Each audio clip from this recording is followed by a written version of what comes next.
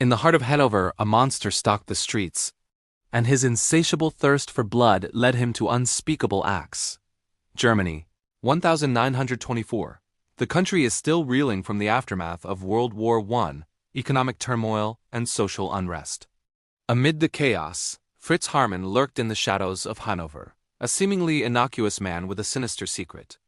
Born in 1879, Haarmann had a history that raised red flags: his troubled childhood, time spent in military service, and various encounters with the law. But what no one suspected was the monster that lay beneath the surface. He was known as a charming figure, often seen at local bars, buying drinks for young men and boys, offering them promises of a better life. At first glance, Fritz Haarmann was a harmless 45-year-old man. Yet, beneath this facade of normalcy was a predator who had been hunting for years. Fritz Haarmann, dubbed the Vampire of Hanover, wasn't just a man with a dark side. He was a monster with a twisted need, one that drove him to hunt boys and young men, luring them into his grip and sealing their fate with a single, deadly bite. Over a period of 4 years, Haarmann killed at least 24 victims, though some estimates place the number much higher, with reports suggesting that he might have been responsible for as many as 27 deaths. His method was simple. He would bite into the necks of his victims, strangling them with his own hands before dismembering their bodies. In some cases, Haarmann was suspected of selling the flesh of his victims on the black market during a food shortage in post-war Germany. As he would later reveal in court, Haarmann would target the vulnerable boys who were either homeless or in dire situations. The young men were promised safety, food, and shelter. Instead, they met their grisly end. One of Haarmann's most chilling victims was 16-year-old Werner, who had been living on the streets of Hanover. He was lured to Haarmann's apartment, where he was offered food and a place to stay. As Werner sat down, unaware of the fate awaiting him, Haarmann struck.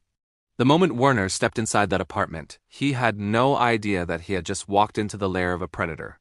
Fritz Haarmann knew how to make his prey feel comfortable, even safe, right before he killed them. As the night progressed, Haarmann offered Werner a drink, and, as was his custom, charmed him with promises of better prospects. But the atmosphere in the room shifted when Haarmann stood up. In an instant, Haarmann lunged at the boy, sinking his teeth into the soft flesh of his neck. Werner struggled, but Haarmann was too strong. It wasn't just the biting, it was the satisfaction Haarmann derived from the violence, the control. He would later admit in court that the act of killing, of feeling the life drain from his victim's body, was an addiction. Haarmann strangled Werner with a piece of cloth and then proceeded to dismember his body. The body was dumped in the Lean River, just like so many others before him. For years, Haarmann's gruesome killings went undetected. He was known in the area and often brought home young men, which many of his neighbors thought was strange but not necessarily criminal. The murders were dismissed as disappearances or accidents. But as the death toll began to rise, authorities began to take notice. The first clues came when the body parts of several missing boys were found in the river. The authorities had no idea that the true extent of the horror was just beginning to unfold. The breakthrough came when a witness, a young boy who had narrowly escaped Haarmann's clutches, came forward. He spoke of being lured into Haarmann's apartment, only to narrowly escape when the killer's attention wavered. His testimony was the key that unlocked the dark truth behind the mysterious disappearances. Detectives pieced together the evidence, which included witnesses who had seen Haarmann with his victims and the strange behavior of the man. Then, investigators discovered a gruesome detail that would change everything. Haarmann had been keeping detailed records of his killings in notebooks, where he documented every victim, every encounter, every moment of horror. The true horror of Haarmann's crimes began to unfold. He confessed to using the bodies of his victims in unimaginable ways. It wasn't just the murder, it was the afterlife of his victims that would haunt the city.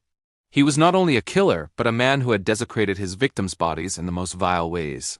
Fritz Haarmann was arrested in 1924. His trial became one of the most sensational events in Germany at the time. Haarmann was convicted of 24 murders and sentenced to death. However, due to the states of the country at the time, his sentence was later reduced to life imprisonment. In 1925, he was executed by guillotine. When the trial ended, it was clear that the city of Hanover and the country would never be the same again. The true scale of Haarmann's crimes left the entire nation shaken.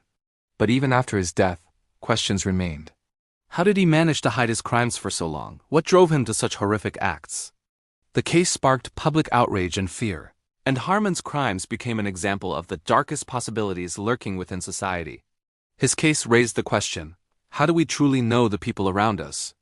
What happens when someone lives a double life, seemingly normal, even charming, but capable of such monstrous acts?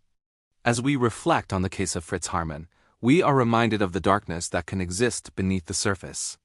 Even in the most seemingly innocent places, evil can take root. In the aftermath of the trial, the people of Hanover were left to grapple with the chilling realization that their neighbor, their friend, could have been the very person to commit such unspeakable acts. The vampire of Hanover is no longer a man who stalks the streets. He is a name etched in history, a reminder of the evil that can lurk in the unlikeliest of places. And as the city heals, we are left to ponder, how much do we truly know about the people around us?